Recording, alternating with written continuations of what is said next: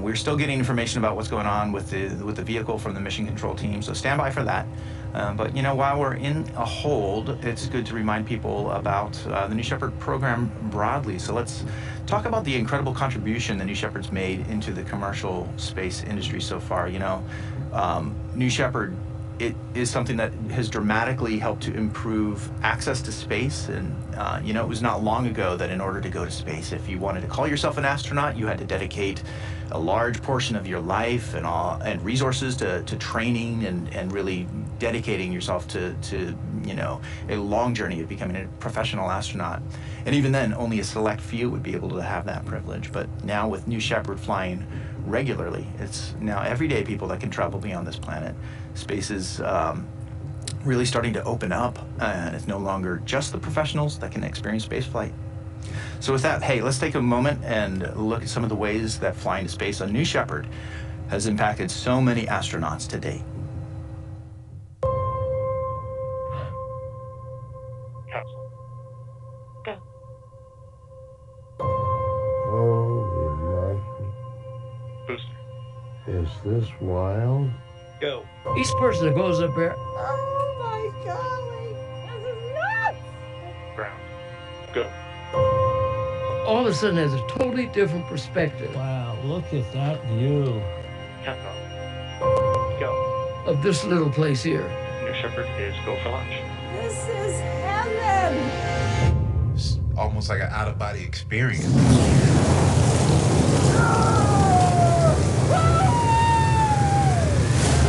Shepard has cleared the tower. This is a new era where people like a teacher from North Carolina gets to go to space.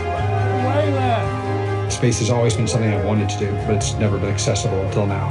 Look at that view. Look at the view. It's just unbelievable. You have to see it with your eyes to really, really take it in. Everybody else should go to space. Look at the Earth. Just look outside. Look at the Earth. We're in space. This is a life-changing experience. Everybody needs to do this. It's absolutely insane. I mean, it's the coolest thing ever. Oh my word. I'm just spinning. That was enlightenment. This is the best experience of my life, by far. Everyone in the world deserves to see this. Everyone needs to see this. Oh my God. It's just a dream come true. I wanted to do this my entire life. I just went to space as the first woman from Mexico. I think we need to give this gift of perspective to everybody.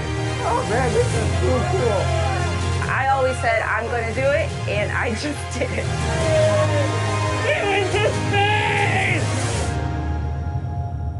What you have given me is the most profound experience I can imagine. I can't believe this. As soon as you land, you will want more of it.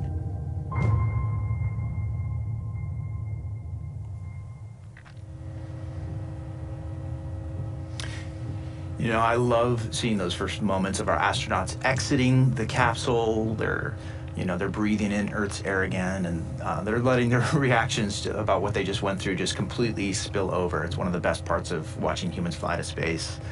You can really see the impact that it's made to each of those special astronauts when they're able to view Earth from space through those windows.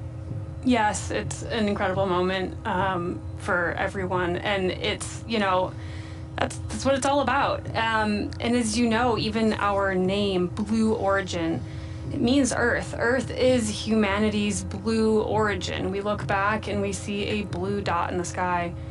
And now on New Shepard, astronauts get to witness firsthand our planet in the vastness of space as they look out those large windows and see the blackness of space and the beautiful blue Earth. And they return with a newfound hope for the future of Earth. So yeah, let's talk about, today we're doing a payload flight, the 14th payload flight. We talked about this. We're doing some really cool new lunar spin technology that we're going to try out to simulate lunar gravity. So New Shepard, we talk about it being a great platform for smaller scale space research, like what we're doing today. It's great for opening up the gateways of humans and all kinds of new humans to be able to access space themselves and to take a trip to the Kármán line. So with all of that, like, tell us what's going on with New Shepard as a program. What's coming up? Yeah, demand is just going up here on the New Shepard program. Blue will be, we'll be increasing our cadence capacity over the year, and but one thing we will never compromise on is safety. We like to talk about all of the redundant safety systems we have all over the New Shepard vehicle. There are backups to the backups. The entire system has been designed around safety at the center. That's right. I want to cut in here and just kind of note that we're still in a hold with the New Shepard 29 mission as we get ready to launch today. So the intel we're getting from Mission Control is actually about weather today. We're actually waiting. As you can see, there's a cloud cover above us. We can fly in clouds. Our camera systems, of course, they can't always see clearly through the clouds when we're up there, so we prefer to have clear skies when we're flying. But nothing's necessarily going to prevent us, but they're still taking a look at weather. I think they've sent a weather balloon up there, and they're waiting for the right data to show up with the results of that weather balloon check. So that's what's causing the hold at the moment. So we're going to keep waiting through this hold as we give the mission team some time to get the right data that they're looking for. So getting back to New Shepard, I mean, you talked about that commitment to safety. It's not just for our astronauts; it's also for everyone back at the ground in Texas. There's a crew. I mean, your team, Alice, is down there in mission control and supporting the launch. So it's when we talk about safety, it's not just for the astronauts that are aboard on human flights. It's also for all the people that are on the ground in West Texas as well. Yeah, that's right. The team is not too far away from that launch pad that we're looking at right now. Only a couple miles. So keeping everyone safe is of utmost priority here. Yeah. All right, so still in a hold, 13 minutes and counting. We're going to just toss it back to the rocket, keep enjoying these live views that are coming from West Texas of New Shepard on the pad. And we will be right back as soon as we have a little bit more information. Stand by.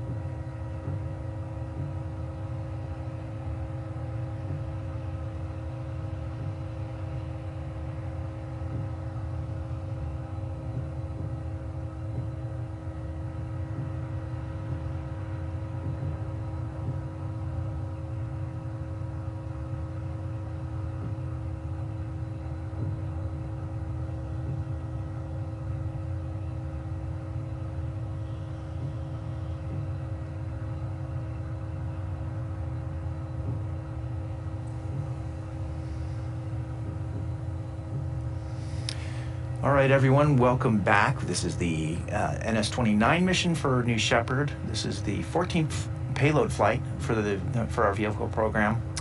We're still in a hold as we are awaiting the right weather conditions for flight today. But while we're in a hold, let's revisit that exciting flight that happened just a couple weeks ago. We talked about that at the top of the show. The New Glenn 1 NG-1 mission was the first orbital mission for Blue Origin. For years, we've been, doing these New Shepard broadcasts and talking about what's going on behind the scenes as the New Glenn team designs and builds and tests the New Glenn vehicle. Well, that's now, for the first time ever, it's behind us, and we had a great, successful flight. So we're thrilled that we got to cross this important milestone of reaching orbit on our New Glenn vehicle. Let's go take a look back at how that flight went.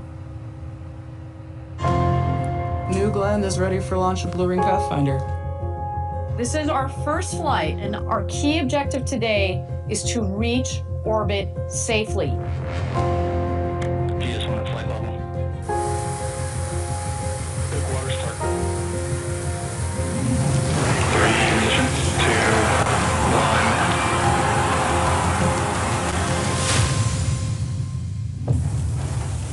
Lift off.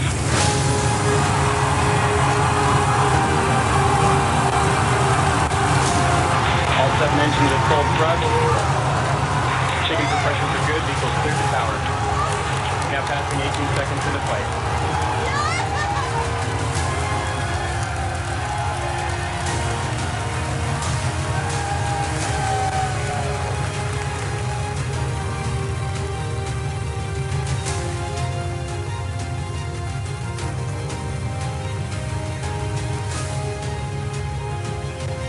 Separation confirmed. And we have ignition on both D3Us. Chamber pressure's good. GS2 is now orbital. We got to orbit safely. Congratulations, Blue Origin. Y'all have gone orbital.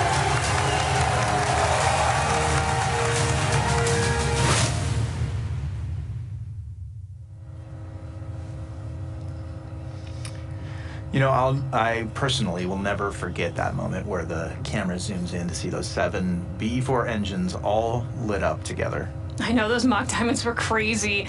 I've seen them during an engine test down in Texas, but like 1 engine, not 7 engines. Totally. So to see them all together on the vehicle, clustered like that, creating that beautiful pattern, it's just breathtaking. Yeah, totally. I mean, for so many years, you're, building this vehicle. I mean, my team is the content team at Blue, so we're, creating like animated packages showing what New Glenn's going to look like when it's flying. There's only so much you can do to imagine it, though, ahead of time. And the moment that I saw those mock diamonds all appearing together, kind of took my breath away as well, just because it's like, it surprises you with what the reality of all that power together is like. The whole moment of New Glenn's liftoff, seeing that just like massive rocket start to breathe and shake when the engines light up. And people have asked me about the payload that was aboard that day. Talk about that. Where is it now? Yeah, the payload that was aboard New Glenn is our Pathfinder for our Blue Ring, and in fact, it's still up in orbit. It's going to be in a permanent orbit with the second stage, and will remain up there basically forever. Forever. Yeah. So amazing. So we're looking forward to, of course, what's next with New Glenn, as well as these ongoing flights for New Shepard. So, hey, we're still in a hold here, 20 minutes and counting. Let's take a moment and check back in with our mission control team and see if they got any updates for us.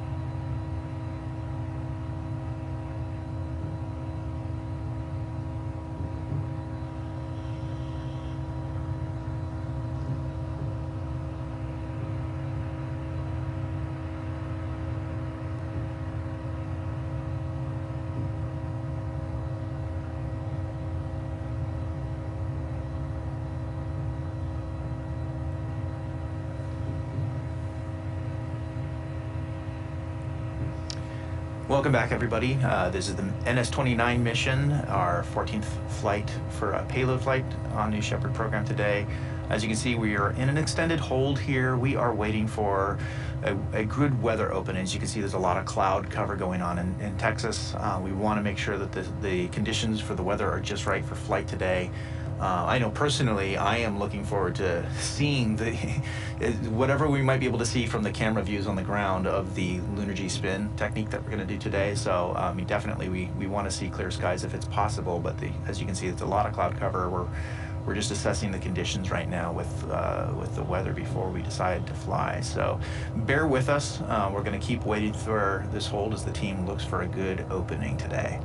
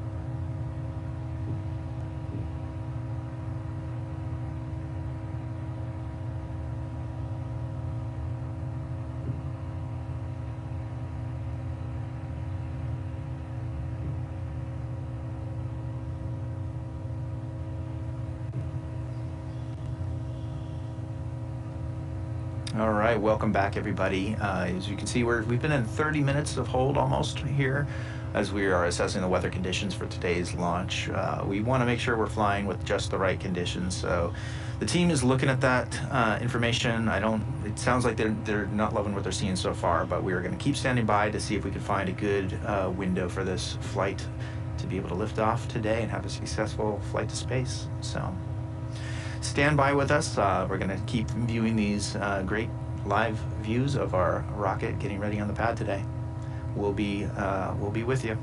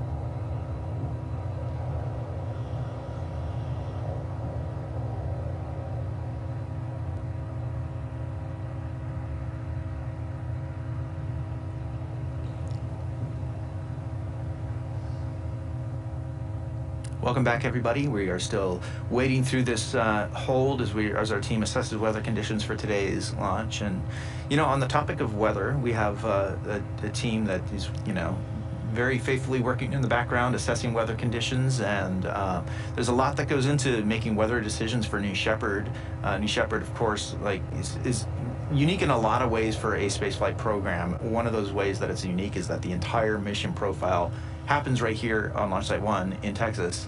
From launch to landing of both the booster and the separated capsule, they all land right here. So it's really important that the team is able to kind of assess all the continuous weather conditions right here in Texas for the launch. So why don't we take a look at what goes into making some of these weather calls for New Shepard. On a launch day, we give several go, no-go recommendations based on how the forecasts evolve throughout the morning. You have subject matter experts in every subsystem sitting in front of their consoles, intently monitoring everything going on to make sure that the astronauts are launched safely. My name is Andrew Kellenbeck. I'm a guidance, navigation, and control engineer. My name is Sean Hansen. I'm the launch weather officer for New Shepard. If you're looking for sunny conditions and lack of precipitation, West Texas is one of the best places in the United States that you can have. But we want to verify the weather at the time we have a phase in the launch. So we'll send a balloon up. Weather balloon is one of the best meteorological tools that we have. It provides us instantaneous data of what's going on in the atmosphere all the way up to 80,000 feet. The guidance and control team on New Shepard has decades worth of atmospheric and wind forecasting data that we've collected ourselves over the years through the release of radiosonde balloons that Sean was discussing, and also from our government commercial weather data sources. We're now able to predict the capsule landing location to about a half square mile, and this is over a 25+ square mile landing area. That is very, very accurate. The winds, of course, pose an issue for the capsule in terms of where it will end up landing, but it's also a huge factor in the booster landing performance.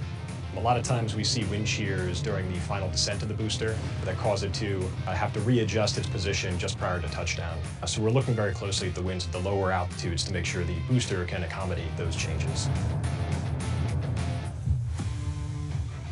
Best part of working at Blue is having the opportunity to be a part of something special. And just watching these amazing people put this whole sequence together and get a rocket off the ground, it makes me really excited to be a part of it. My favorite part of working at Blue is the opportunity to work on something that is far greater than myself, that will last generations, and really making an impact on the history and future of human spaceflight.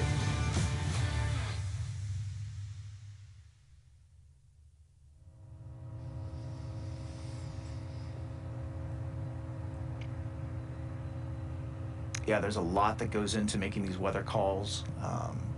Every time I see that video, I'm reminded about all the complexity that the team has to be able to track as they're looking for all the right weather conditions for flight. So, yeah, and it's not necessarily just what you see, you know, from the ground. There's a whole layer of atmosphere that we have to go and make sure is good for New Shepard. You know, we rely on that to make sure that we have a safe launch and land for the booster and capsule. So lots of work that goes into predicting weather and assessing weather on launch day. Now I can say from the camera side, like we have these long-range cameras that are sitting on the ground ready to point up at the rocket and watch it in flight. Once it does pass through a cloud layer, we have, you know, infrared cameras to be able to kind of look through that. And that's why if you've watched these broadcasts before, that's probably what you might remember noticing is sort of these funny colored views that are infrared cameras that are picking up heat signatures from the vehicle that are on the other side of the clouds. So that's possible too, but it's always nice to be able to fly on a completely clear day. You just don't always get that. So we're hearing from Mission Control. They're still waiting for these conditions there's a potential window.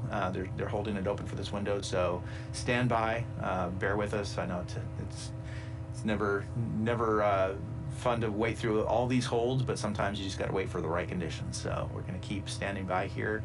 Let's toss it back to New Shepard as we check in again with our Mission Control team.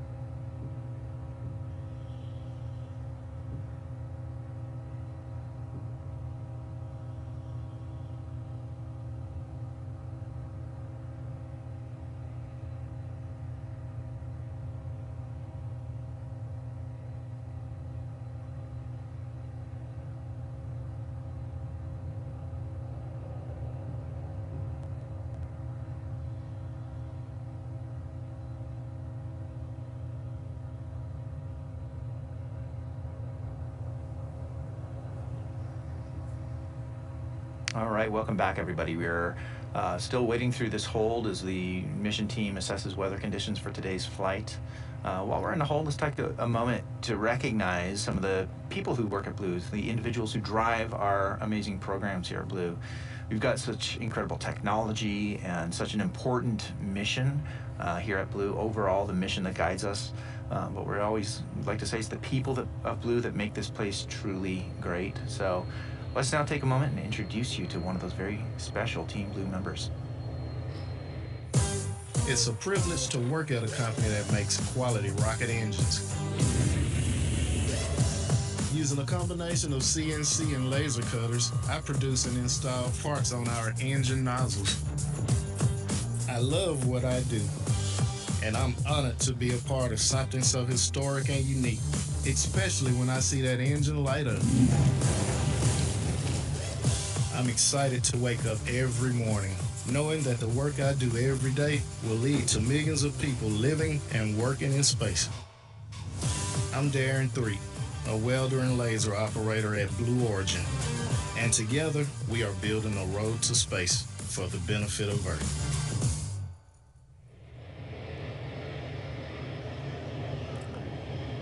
Yeah, Darren's work at Blue is a great example of how he supports our important company mission, and I can tell just from the footage there he's doing that from the Huntsville location where we manufacture. It's our high-rate manufacturing for our engines, our factory there, and that factory did such amazing work last year as we kind of ramped up production on readiness for NG1, as well as supporting the ULA's Vulcan flights as well.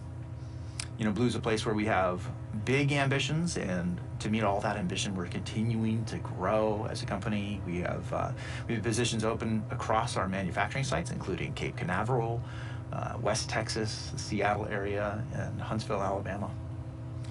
So, of course, we want to remind you that if you want to consider joining our mission, we need great people across so many of the verticals and so many locations here at the company. So please do us a favor. Check out those job listings online at blueorigin.com/careers. You know, career in aerospace, working right alongside all of us here at Blue to build a road to space for the benefit of Earth. That career could be closer than you think.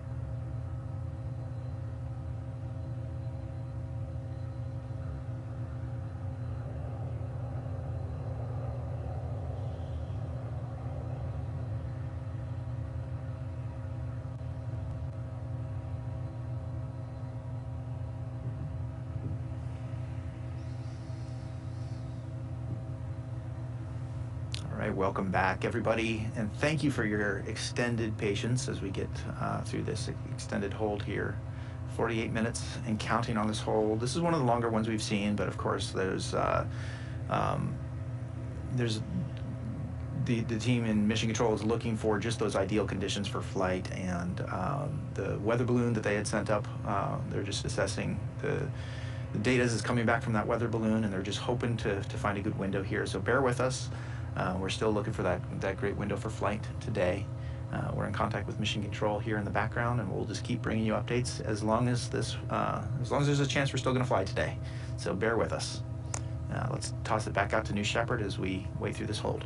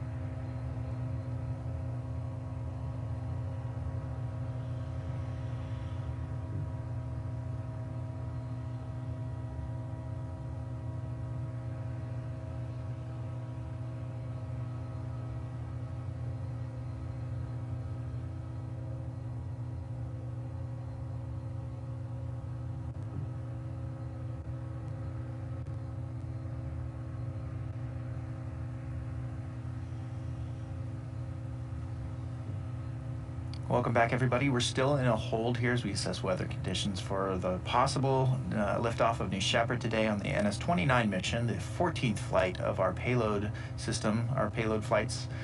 This is the 14th one, and we've got some really cool lunar G technology that is going to be tested on this flight.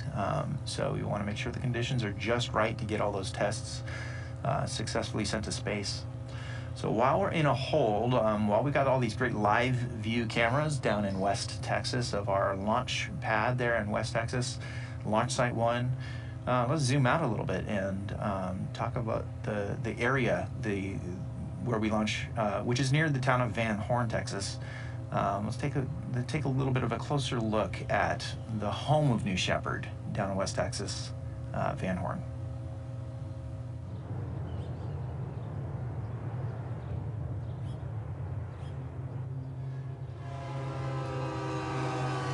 2 hours east of El Paso sits Van Horn, population 2,000. This small town lies on an isolated edge in the high desert of West Texas, with epic views in every direction.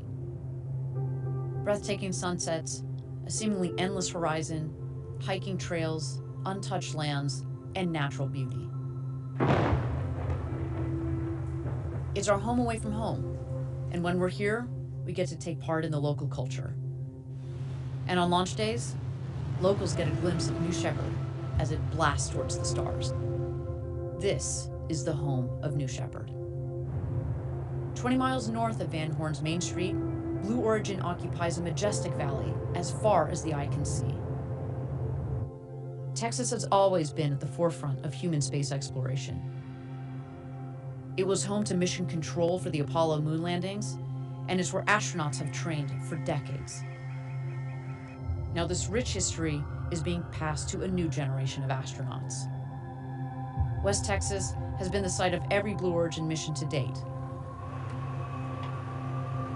And it's where the journey to space begins.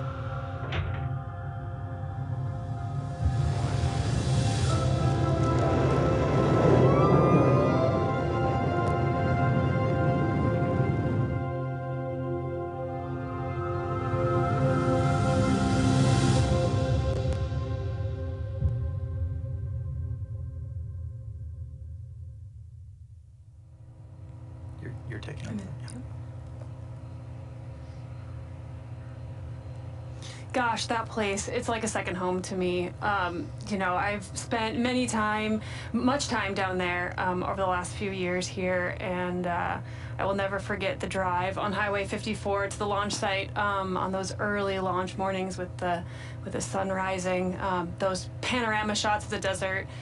I love that place. It's just the perfect area for our astronauts to experience a flight to space, and a great place for our team to help them get there.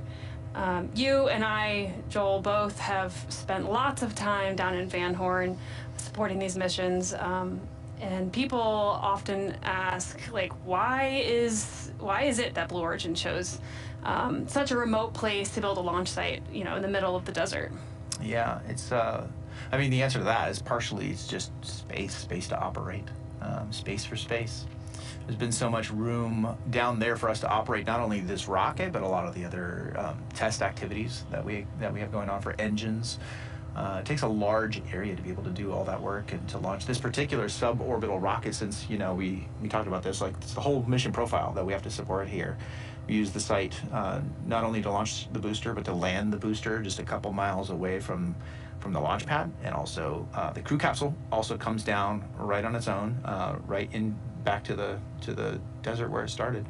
So it's really the home of the entire flight profile. And keep in mind that traditionally rockets will launch from a place like the coast of Florida, and they'll fly over the Atlantic Ocean. And when astronauts return from a place like the ISS, their point of return isn't really anywhere, you know, related to where they launched from necessarily. So that's not so with New Shepard. We needed this space to be able to operate the full flight from launch all the way through landing of both vehicles right here. And really, you know, this distant rural landscape that you're seeing here, it provides, you know, an expansive environment to not only launch New Shepard, but to test our engines and to do all this operational work away from wildlife and human population. So even though we don't really broadcast anymore from the launch site itself, it used to be that when we did these New Shepard broadcasts, we would sort of, you know, all camp out down there. It was like, you know, doing a week of space camp for all of us fans of rocketry, and that was fun. We don't broadcast from down there anymore. You and I are sitting here in our Kent headquarters to do this, but we get these live camera views that, you know, they always take you right back to the site. There's nothing quite like that. You mentioned it earlier, that, you know, the morning drive when you were, you know, waking up in Van Horn before the sun has come up and you're driving into the site. It's about, what, 25 miles or so. The sun is crusting over those mountains on the east. It's a really special feeling. Yeah, I've got a very special playlist I listen to every launch morning, and I still have that tradition today, driving in here early morning. So that beautiful sky there, you know, yeah. the stars just light up at night, and it's just such a great place. It really sets the tone to go to space. Yeah, what you're looking at there, this picture is a live camera view of our landing pad. Obviously, we haven't flown the mission yet today, so the booster's not there yet, but you can kind of make out the little bit of a clearing space ahead in that shot. But that ridge of West Texas mountains to the west there, that's the feeling you get with this wide open skies you're talking about. We talk about space being the final frontier, and we kind of sometimes think about West Texas as sort of like that doorstep to the final frontier. So we're still in a hold here, 58 minutes. We're approaching about an hour of hold as we give the mission team time to just assess the conditions ready for flight. Again, they're looking primarily at the weather right now and making sure that they have a good window to operate this mission. Once again, this is a very special kind of mission for Blue Origin. This is the first time we're ever going to do this experiment where we spin the crew capsule and simulate lunar gravity, 1/6 of what Earth's gravity is like, through kind of basically creating a centrifuge in the crew capsule. And all of our payloads that we have on board today are kind of geared up to take advantage of that lunar G spin. So it's a very special mission, and we just got to make sure the conditions are just right to get this one done. So please bear with us. What we're hearing is that we have just a little bit more time that the mission team wants to be able to give to assess the conditions for flight. So I think it could be another 20 minutes or so from what we're hearing, that they're going to leave this window open and keep assessing the conditions for flight. So bear with us. We are going to keep watching and waiting here as we hopefully make our way towards liftoff. I do see there that some information on the screen is just kind of refreshed, and they've reset the mission clock to 10 minutes, but the whole clock, it's a new hold, a fresh hold. I think we probably crossed that 1 hour threshold.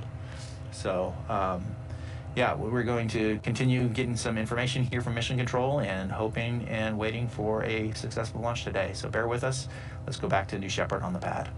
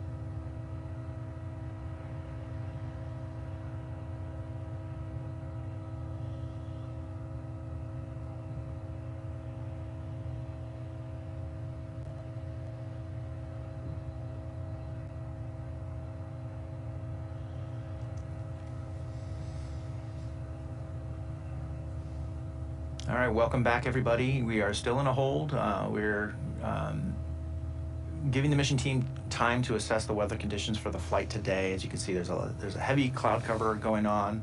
Like you said a little bit earlier, Alice, there's other things that we can't see with our eyeballs going on with the weather. We've sent up a weather balloon, and they're tracking specific conditions that they're looking for to make sure that we're ready for flight today.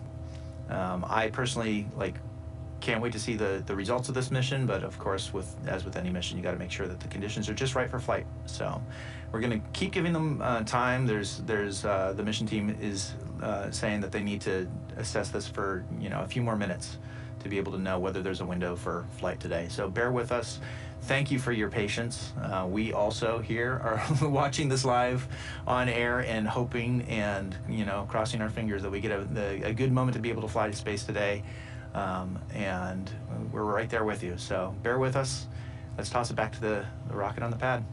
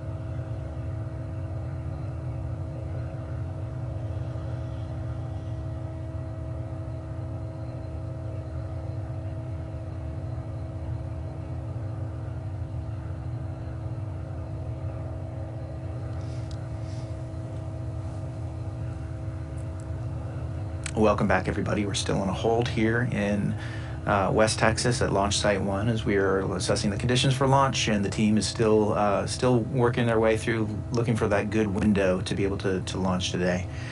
Bear with us, stand by with us, as it takes a lot of patience to get through a hold like this, but that's okay. We've got to make sure that we're ready for flight, and all those factors got to line up just right. So in the meantime, we're here just plugged into the mission control in the background and making sure that we get all those updates, and we still have a window, a possibility that we are going to be able to lift off today, so that's what we're hoping for here. So bear with us as we look for that ideal condition. Let's toss it back to New Shepard as we wade through the hold.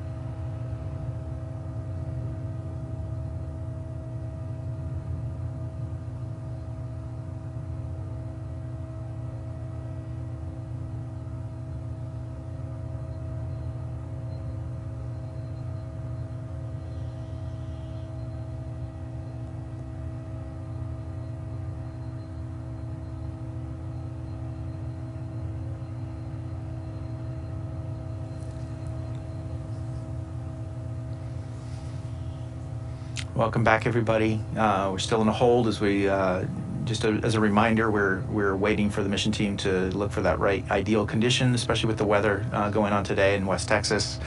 You can always see that cloud cover before the launch here with the live pictures that we're seeing right here. So as Alice noted a few minutes ago, there's a lot more that goes on than what you can actually see with your eyeballs. And so they've got a weather balloon that they've sent up, and they're assessing just the right conditions in the upper atmospheres and pretty much the entire way from Texas to space and back. It's got to be just right for flight. So we're giving them that time to make that assessment and hopefully hold on to this narrowing window that we have in front of us in terms of an opening for flight. So we're hopeful. In the meantime, while we got a little bit of time here, these views that we have, the live cameras that we have coming back to us from Texas, are showing New Shepard on the pad, and you can kind of see one of the features, I would say, of the flight today, the lunar gravity spin. We're using the payload crew capsule that we've seen fly many times now. It's sitting on top of the booster.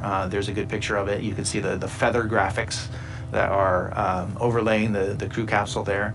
And they're matched up with our newest tail, our newest booster, which actually has a little bit of a different painting scheme, but that's okay. They're interchangeable. The whole system is designed to be modular. So with some of the views that we've got going on here, Alice, since you're here and you can give us a little bit of context, why don't you walk us through some of the stuff that you're seeing with these live views? Yeah, thanks, Joel. Yeah, you're right. We are seeing live views here. Right now, we're looking down the booster. You can see where the landing legs will pop out upon landing. You're seeing some icing happening on the outside. That is all very normal. Now, as we go and look at some of the other views, we'll notice some other things. But this here is near the top of the booster. We've got some umbilical cords into the vehicle for loading propellant and avionics or electronics control, along with a variety of other things. You can see where the fins will pop out, those more triangular shaped areas on the upper side of the vehicle is where the fins will deploy upon landing. And as we go to the capsule view, you will see that here in a moment. We're now looking at the bottom of the vehicle, of the propulsion module. This is where you can see just down there at the bottom the nozzle of the BE-3 engine. That is what propels New Shepard to space. That will light here hopefully soon. And now with the capsule view right on the top, as Joel mentioned, the liveries are slightly mismatched today, but that is okay. This is our payload capsule. It's flown 10 times to space and back. If you look carefully through the windows there, some of the largest windows in space, and you can see the payload lockers that we have. There's a variety of lockers in there today, positioned in a very specific orientation, you know, to help the folks doing experiments to sense that lunar gravity as we spin the capsule up. What you're looking at straight on is the hatch. Now, if you're an astronaut flying on New Shepard, the camera view is actually on the bridge that you would walk across as you enter the capsule. That hatch would be open, you'd walk in and take your seat. Instead of seats, we have payload lockers today around the capsule. And that bridge is still out for now. Hopefully we'll see that retract shortly. Yeah. If we get into the launch sequence. Now, this particular view that we're looking at right now, this is the view that the astronauts would get if they're approaching the hatch, and the hatch, of course, would be open when they are approaching the hatch of the crew capsule in order to ingress into the crew capsule. This view always reminds me of back in the days of our astronaut training before first human flight. I can't remember, Alice, did you ever get a chance to play the role of an astronaut? I did, yes. I was fortunate enough to participate in the astronaut, capital N-O-T, That's right. program during our training time down in Texas, you know, training all aspects of astronaut training and simulation and everything that it takes to become an astronaut. It's only a couple days of training. We go through all of the safety things that the astronauts need to be aware of and walk through a full flight day, step by step, all of the important moments. And here on the bridge is one of my favorite moments that we even practice during astronaut training, which is your hero pose. You stand there next to the capsule, strike a pose, and get your picture taken before entering the capsule. That's right. Yeah, one time I also got to played the role of an astronaut in training for one of those run-throughs. And yeah, you said for real astronauts that we take on New Shepard, it's only a couple days of their time that we have to do with training. For us at Blue Origin, I remember many long months and many trips to Texas as we worked out the details of exactly how that was going to work. My crew is the media crew, so like the photographers and the videographers, and making sure that we get the footage and the pictures for the astronauts, and all of that stuff had to be carefully practiced and timed along with the New Shepard team in order to make sure that we were in full sync and we were not going to like cause any extra delays to the mission sequence. And so we had to do a lot of practicing with that. But one time I remember I got to be an astronaut and step into the crew capsule and take a seat and hear the voice of Capcom through the radio as they were prepping you for a flight, and that was quite a surreal experience to be able to just sort of imagine what our astronauts are going to be able to go for. Yeah, it's really cool. I was also fortunate enough to be in the capsule on the pad during one of our comms tests, and it's the closest that I've certainly come to space, but you can feel nearly what all the astronauts would be feeling that moment, minus some of the noises and the vibrations from the propulsion module. So it's a surreal experience. Yeah. And the view, I mean, we always talk about these large windows. Yeah. One of the things that we always also talk about with the large windows is not just that the windows are large, but the entire surface area of the capsule is covered in a remarkable percentage. I think it's a third of the capsule's surface area is covered in window. And so while every astronaut that is sitting in one of those seats gets their own picture view into, looking out to see Earth descending away from them, and to see, space, and then once they unbuckle, they can look through their own window. I remember that astronaut Audrey Powers, I was asking her after her flight, like what did she experience? And the story that she told me was really, it stuck with me, was that it's not just about your window. It's like when you're up there in space, you're looking through your window, you're looking down at Earth through your window, and then you have this natural inclination to turn around and talk to your crewmates and point something out to them. And now Audrey told me that the moment she did that, she was just struck by this panorama of all the other windows that are in there together, that you've got this amazing panoramic view of the entire Earth that is kind of floating underneath your crew capsule. And that was just kind of like a striking moment that she didn't anticipate. And it's, not having gone to space myself, I can imagine there's a lot of things that you probably are hit with just a sensory overload when you're inside that crew capsule, looking down at Earth through these windows. So today we've got these payload boxes, as you pointed out, that you can see through especially that left window there. You can see the silhouette of those payload boxes there. The capsule's loaded up with those boxes, and so hopefully those boxes are going to get to enjoy those large windows that our astronauts normally do. Yeah, and quite a spin today. Yeah, for sure. I mean, the footage that we see coming back on every mission, you can see the normal amount in that you said it was like, what? About a half a rotation a minute? Half a rotation per minute, and then today's flight is supposed to be much more intense, 22 times faster than you would normally get on a normal New Shepard mission, so that would be quite intense. And I don't know what that would feel like for a human. I mean, it would feel like you'd be some form of gravity. You'd be pulled towards the walls and the windows and be able to sense it's one sideways. It's like a sideways centrifuge today. Yep. Yeah. So yeah, we at Blue Origin have been looking forward to this flight for a very long time, and really looking forward to seeing the results of it. It's the kind of tech that our team was able to put together and kind of work with a lot of our customers, including the NASA team and the Honeybee team here at Blue, as they look forward to what it's like to simulate lunar gravity. Once again, this is just incredibly important for the Blue Origin mission, which, sometimes we like to say all roads for Blue go through the moon. We've got a lot of things on our forecast of programs that all kind of are, in a way, interlocking, that kind of support one another. We talked about the Blue Ring program earlier this month that we launched on New Glenn, on the first New Glenn flight, which is the Blue Ring Pathfinder. And that Blue Ring technology is going to create such a great infrastructure in open space and orbital space for us to be able to increase communications and data and all kinds of, it's like a Swiss Army knife for space. And that will, of course, overlap and communicate with programs that we have, like lunar landers that are going to the moon, and other pieces of lunar technology. The vision for Blue Origin to be able to go back to the moon and to really establish all of the components that are necessary in order to go back to the moon this time to stay.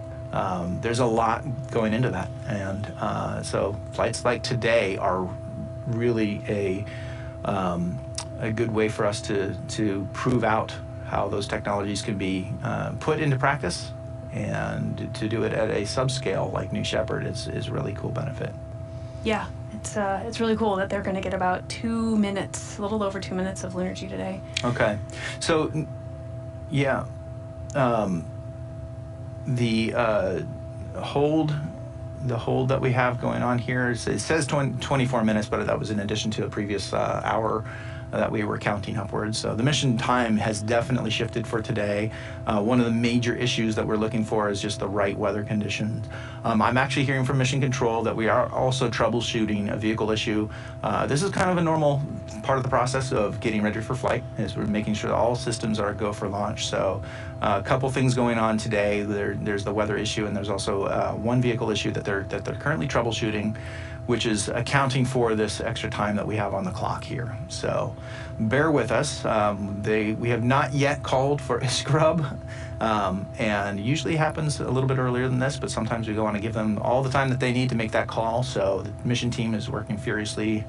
Their heads down in Mission Control, and they are working together to see if they can hold on to the open time window that they have to make this mission happen today. So it's possible we'll scrub, but we're still holding on to that hope that we can find that good window for flight today. So bear with us. Thank you, and thank you for your immense patience with this extended timeline for today's flight.